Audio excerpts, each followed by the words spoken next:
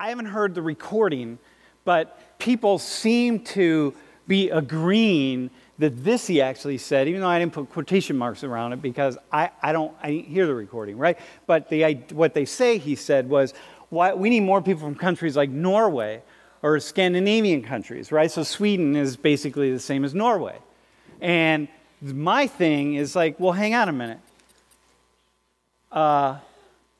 Let's think what Norway and Sweden and Denmark, and the Netherlands, let's think about what some of these countries are, right? And why they would want to come here.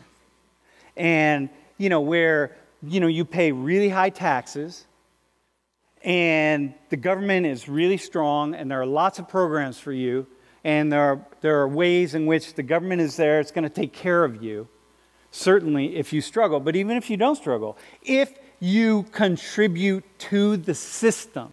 So it's not like here where every day I'm running to try to keep going up those stairs because at any moment they turn to ice and then I start slipping backwards. It's like, no, man, all I got to do is walk, move along, do what I do, get up every day, and then I'm all taken care of. Why would they come here? Right? Like, why are they going to come here? At the outside, if you're rich, but at the chance of what? Making millions of dollars? It's like, why would you do that? Right? Like we live in a culture where it's just sort of ingrained to say, no, we should make as much money as possible. But there are many cultures in the world, y'all, where that's not the goal. The goal is to be happy. Scandinavian countries are the happiest people on earth. Why do we want to be here and be miserable? We're not unhappy, by the way. But we're way down below. Why do I want to be somewhere and be miserable? Why don't I want to be somewhere and be happy? Well, maybe I'm not. It's highly unlikely I'm going to be a millionaire. I'm going to have to pay a lot in taxes, but I'm going to get a lot back from that. I have a lot of protections. It's all good. Life is good. All right.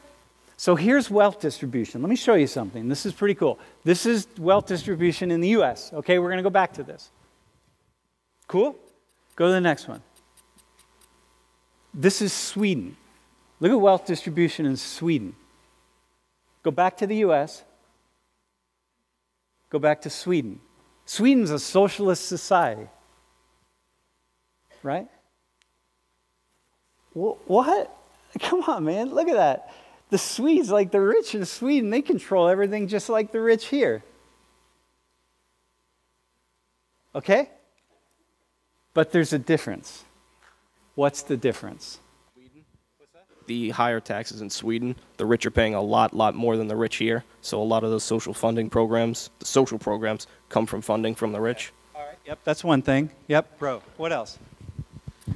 You have a different diversity of people here than you do in Sweden. Sweden, you kind of have many similar people, whereas here we have melting pot. Okay, all right. So there's a diversity of people here.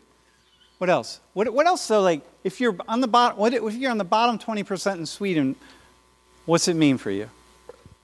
First off, you don't got to worry about you don't need money. You just got to contribute. You just got to work.